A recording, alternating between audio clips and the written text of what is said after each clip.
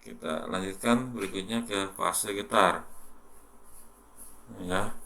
Nah, kalau fase itu pertama kita lihat dulu sudut, ya, fase. Oke, sudut fase itu apa? Sudut fase. Kalau kita lihat dari persamaan ini, jadi misalnya ini ada gelombang nih, ini saya gambarnya gini aja, mudah-mudahan lurus. Nah, ini ada gelombang seperti ini. Nah, misalkan ada suatu titik pengamatan, misalkan titik pengamatannya di titik sini, titik P, ya, titik P di sini. Kan simpangannya adalah, ya, ini dari titik 0 ya. Simpangan di P adalah apa? A omega, sorry, apa nih? A sin, ya, coba ingat-ingat sambil ingat. Omega T A min sin, KX. ya, omega T. Misalkan dia merambat ke sini, dia menjauhi sumber getar, berarti omega T min KX, gitu ya. Nah, sin omega T min KX. Nah, sudut fase ini disimbolkan dengan ini, theta. Kalau lihat dari persamaan ini, berarti yang masuk dengan sudut fase itu yang ini. Ini sudut fasenya. Ya, sudut fasenya. Jadi, kalau dilihat sini, berarti persamaannya kan bisa saya ubah. Y di P sama dengan A sin theta. Gini. Nah, berarti sudut fasenya adalah theta sama dengan omega T min KX untuk persoalan ini ya. Kalau secara umum saya tuliskan dari sudut fase adalah omega T plus minus K kali X. Ini kalau persamaan secara umum. Nah, kemudian ada lagi fase, ada sudut fase, ada fase. Ya, ada fase. Fase atau kondisi suatu titik dalam suatu gelombang ya. Nah, simbolnya fase ini simbolnya P ini. Nah, secara matematik fase ini dirumuskan dengan V sama dengan sudut fase dibagi dengan 2V. Seperti ini ya, sudut fase. Nah, sekarang ini kalau kita lihat persamaan yang sini, yang sebelumnya nih, ya, persamaan sebelumnya, kalau sudut fase itu rumusnya apa? Theta sama dengan, ya, apa rumusnya? Warna merah, warna biru ya, jangan merah. Ya, berarti theta sama dengan rumusnya ini kan omega T plus minus KX. Nah, ini kan bisa saya ubah jadi omeganya itu 2V per T kali T plus minus 2V per lambda kali X. Nah, ini kan bisa diuraikan menjadi 2V kali, ya, T per T plus minus X per lambda. Seperti ini. Nah, ini sudut fasenya. Sorry ya, sudut fasenya. Maka fasenya kan bisa dituliskan, ya. Fasenya sama dengan theta per 2V. Berarti tetanya ini 2V, ya, kali misalkan sini T per T plus minus X per lambda, ya, per ini 2V, 2V-nya coret. Berarti sudut fasenya di titik P ya, titik pengamatan adalah T per T plus minus X per lambda. Jadi kalau misalkan ini persamaannya nih, ya, persamaannya ini, ya, persamaan T per T X per lambda. Oke ya. Oke, jadi kalau misalnya ada persoalan gini, nah sekarang kalau misalnya ini dua titik nih, dua titik misalnya ada gelombang ya, ini misalnya ada gelombang seperti ini, saya garisnya gini aja ya, nggak lurus-lurus ya. Sebenarnya ada penggaris tapi ya saya cepat aja biar cepat. Nah ini misalkan simpangan, sini sudut fase. Nah misalkan grafiknya seperti ini. Nih, dia merambat ke sana ya, kanan. Lajunya V. Ya, V-nya nanti ya kita kasih angka. Misalkan ada dua titik pengamatan. Misalnya titik A di sini. Kemudian ada titik B di sini. Ya, titik B di sini. Ya, kalau lihat gelombang kan di sini, ini di sini. Ya, ada di sini ya. Nah, misalkan jaraknya antara ini A itu jaraknya ini X1 misalkan. Jaraknya X1. X1. Jarak ke ini ke B misalkan jaraknya X2. Ditanya berapa beda fase antara dua titik A dan B. Beda fase antara dua titik A dan B. Ada yang bisa? Misalkan dia sudah bergetar selama T sekon. Kayak gini, biar ini coba. Kalau misalnya titik A, berarti kan fase di A, berarti sama dengan apa nih?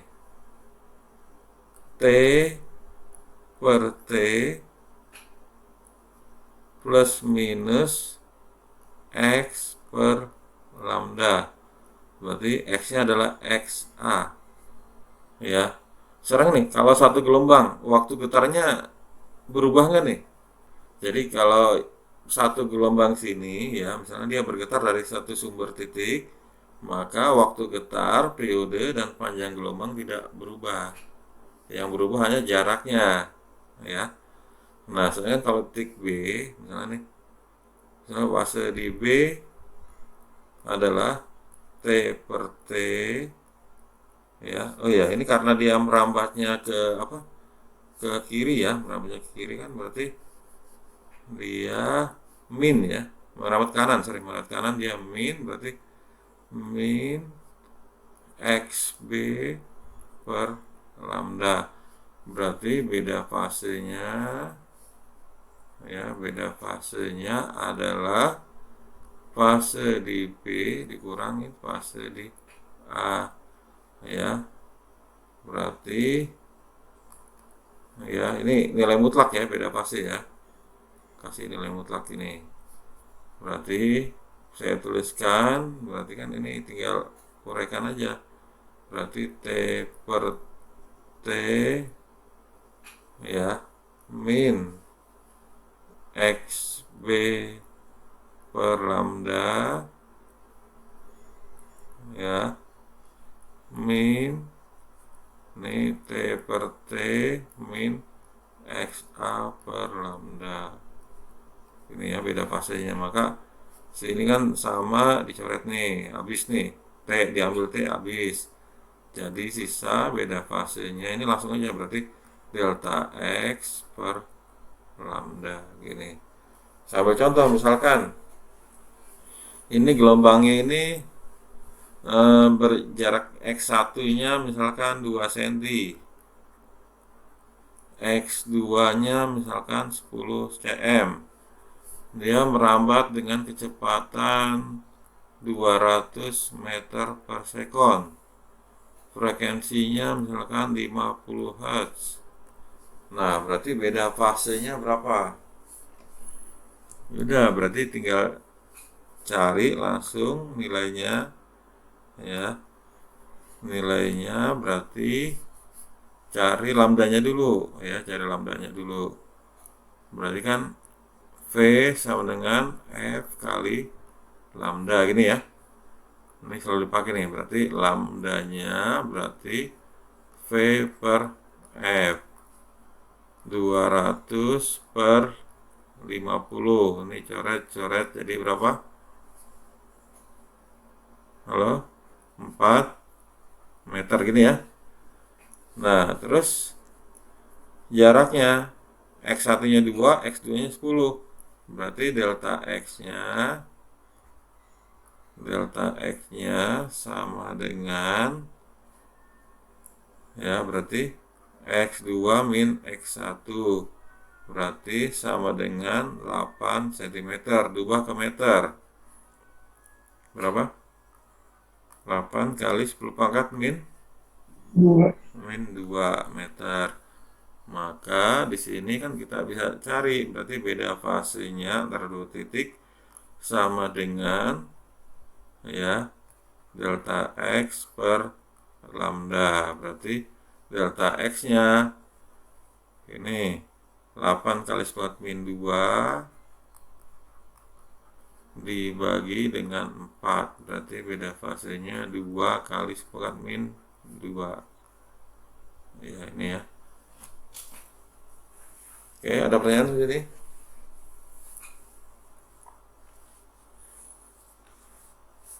Oke, kalau nggak ada, lanjut ya.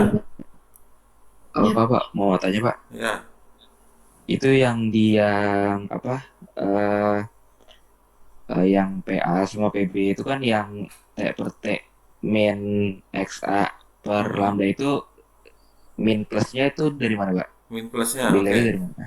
Lihat sini. Kan kalau persamaan umumnya ya adalah ini ya, ada plus min ya. Nah, sama seperti persamaan sebelumnya. Jadi kalau dia min, kalau gelombang menjauhi sumber getar, arah rambatnya. Kalau dia plus, gelombang mendekati sumber getar. Di soal ini ya, di soal ini kan terlihat bahwa ini arahnya kan sini ya. Berarti menjauhi sumber getar kan? Berarti maka sini tulisnya min. Tapi kalau dia merambatnya ke kiri, nah maka dia menjadi plus. Paham ya? Mbak, enggak sih Pak. Jadi kalau hasil Pak, pemantulan biasanya dia akan menilai positif nilainya.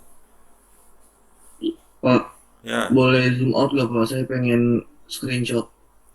oke, zoom out tuh berarti dikecilin ya. Iya. Pak dikecil. Nanti saya save ke JPG aja, biar saya kirim ke ini, ke grup ya. Oh, oke Pak. Ya, Makasih Pak. biar itu, biar lebih jelas. Oke, ini sambil saya rekam juga ya. Oke, sekarang kita lanjutkan. Nah, sekarang kan kalau di soal itu suka muncul istilah sefase dan berlawanan fase, ya. Jadi muncul istilah sefase dan berlawanan fase. Oke, ini biar gambarnya inilah bagus. Saya pegang penggaris.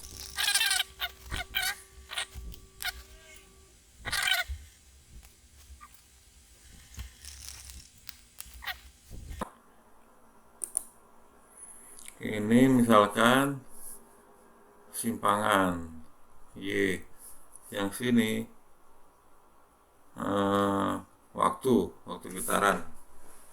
Nah, terus misalkan ini titik O-nya sini.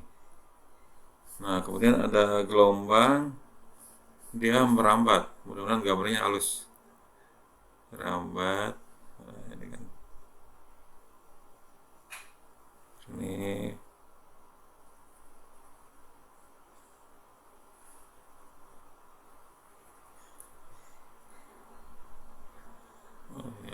nggak pas banget. Oke, ini ya. Nah, istilah kalau yang pertama itu misalkan sefase. Itu artinya apa? Sefase.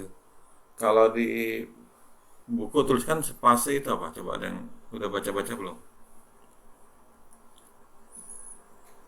Ya.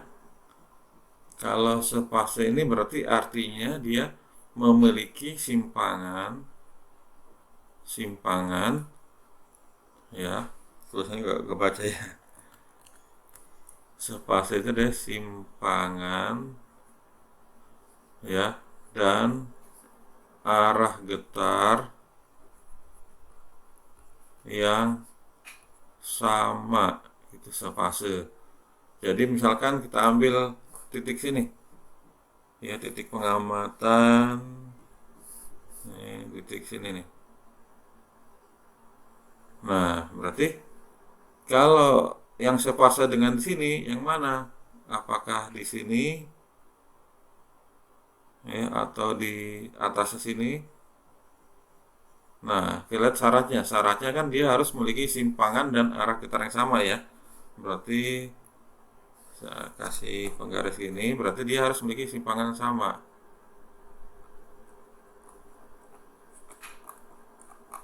Salah.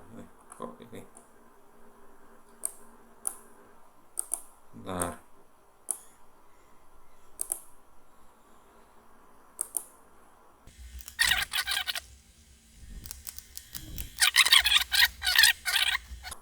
Titik sini.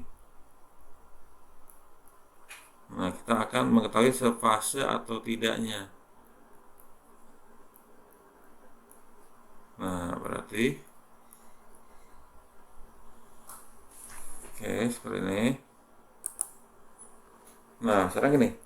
Kalau misalkan titik awal sini, ya, karena titik sini titik A. Nah, titik B ini sepase enggak nih? Kan dia simpangan sama. Jadi ini simpangan, sini A, sini min A.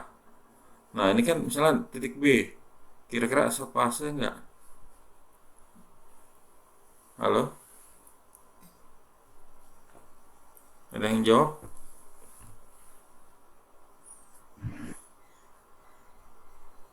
Bisa diulang apa pertanyaannya, Pak? Pertanyaannya, misalnya ada dua titik pengamatan, titik A di sini, titik B di sini. Apakah titik A dan B sepase atau tidak? Sepase, Pak. Sepase. Oke, kita lihat ini. Jadi syaratnya ada dua syarat. Yang pertama adalah simpangan dan arah getarnya harus sama. Nah, secara simpangan A dan B sama. Terus arah getarnya gimana arah getarnya? Yang satu getar ke atas gini ya. Satunya ke bawah ya, Pak? Yang satu ke bawah, berarti dia nggak sepase. Ya, paham ya? Terus kita ambil lagi titik yang sama simpangan di sini. Nah, di sini kan arah getarnya dia ke arah atas gitu ya.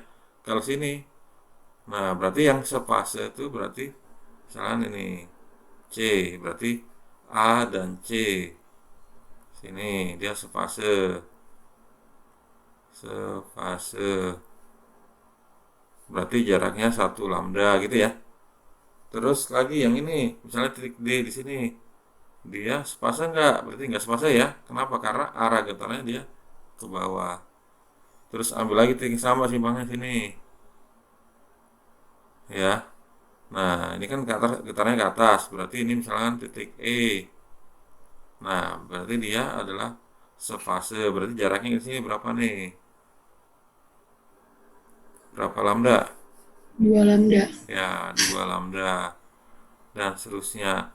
Maka bisa kita katakan kalau sepase berarti jaraknya beda fasenya itu adalah sama dengan ya titik awal ya, misalnya ada dua titik pengamatan, titik 0 ya, kita 0 ya, 0 udah pasti fase. Kemudian ada titik 1 lambda, 2 lambda, dan seterusnya. Maka sepase itu berarti beda fasenya ya, ini beda fasenya ya, jaraknya berarti sama dengan n kali lambda, di mana nilai n itu adalah bilangan bulat dari nilai 0, 1, 2, 3. Ini bukan delta V tapi delta X ya, jaraknya ini. Ini delta X. Ya, delta X. Gitu, delta X-nya adalah 0, lambda, 2 lambda, seterusnya. Maka kalau dia sefase, delta X-nya adalah 0, 1, 2, 3, 4, dan seterusnya. Nah, sekarang bagaimana kalau dia berlawanan fase? Oke, gini. Sebentar. Sebelum saya lanjutkan, kita masih pakai soal yang di atas.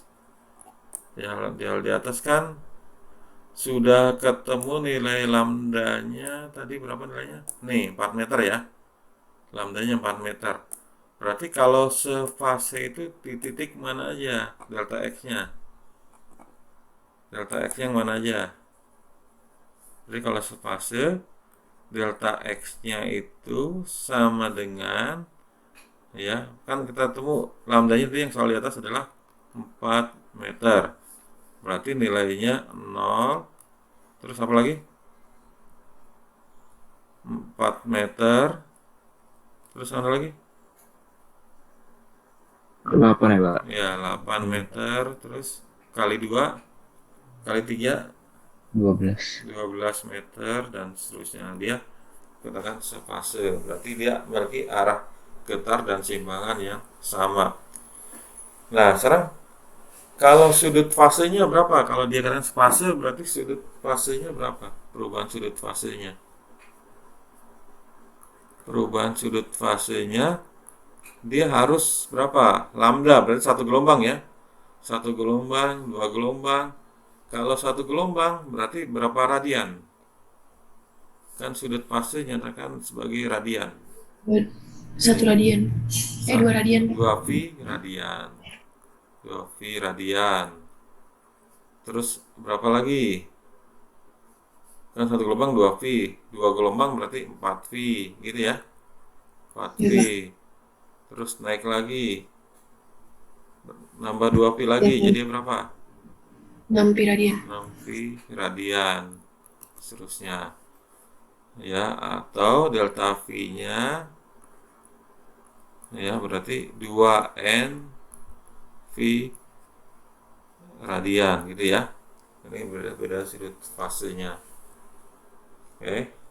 Paham ya? Nah, sekarang kalau sudah paham, kita lanjut. Kalau yang berlawanan fase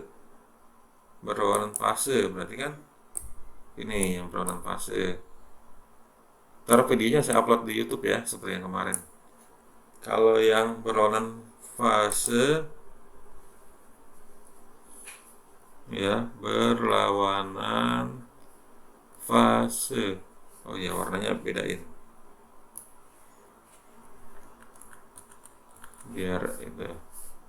Berlawanan fase. Nah, berlawanan fase ini definisinya berarti dia memiliki simpangan dan arah getar yang berlawanan, ya. Jadi kalau saya gambarkan, misalkan ini, ya, ini ya, ini saya langsung aja gini. Nah, misalkan seperti ini, ya.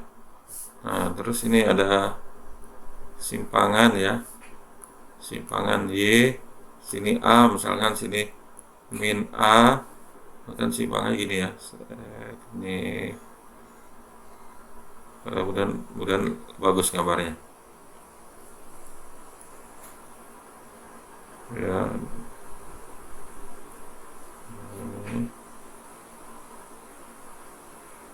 Seperti ini.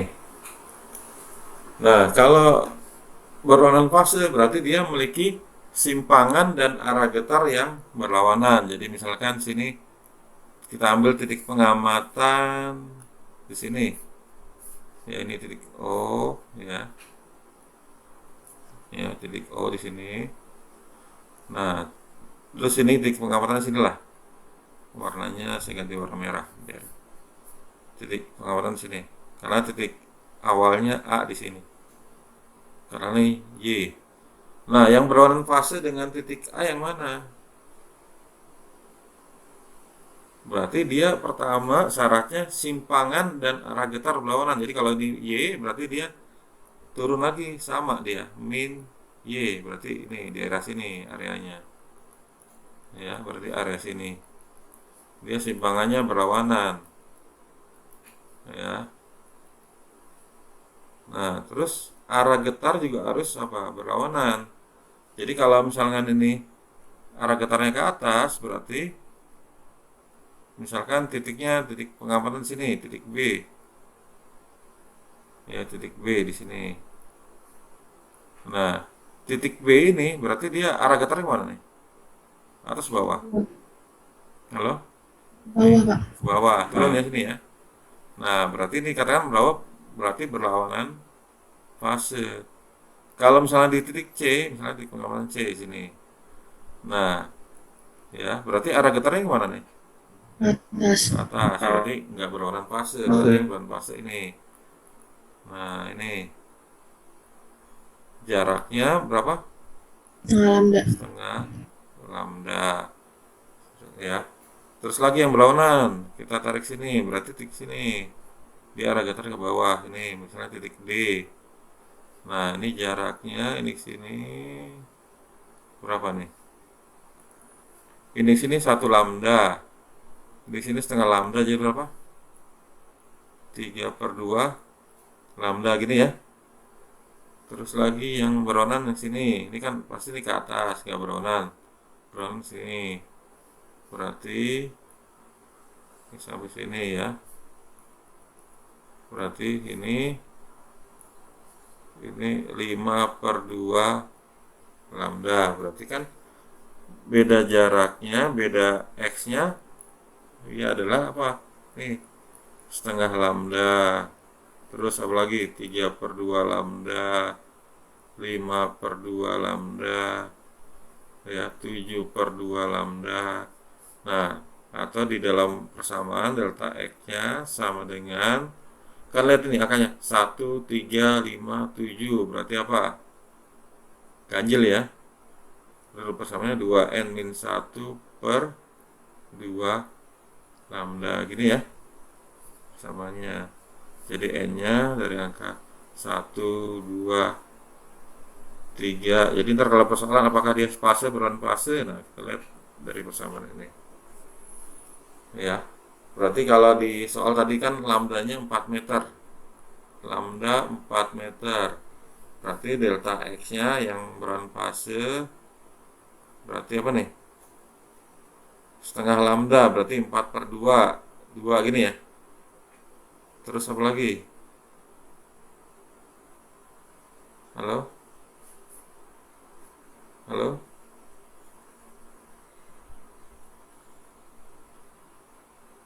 Lu suaranya menghilang. Oke, saya ulangi, paham nggak? Ini kan misalnya lambdanya 4 meter, berarti yang berlawanan fase delta x-nya berapa aja? Berarti kan di sini urutannya setengah lambda, terus 3/2 lambda, berarti saya ambil 2 aja, berarti setengah kali 4, terus apa lagi? 3/2 kali 4, berarti kemungkinannya berarti, ya berarti 2, berapa lagi nih? 7/2. Ya 7/2 dan seterusnya ya. Ini berarti 6 seterusnya. Gitu ya. Oke, paham ya?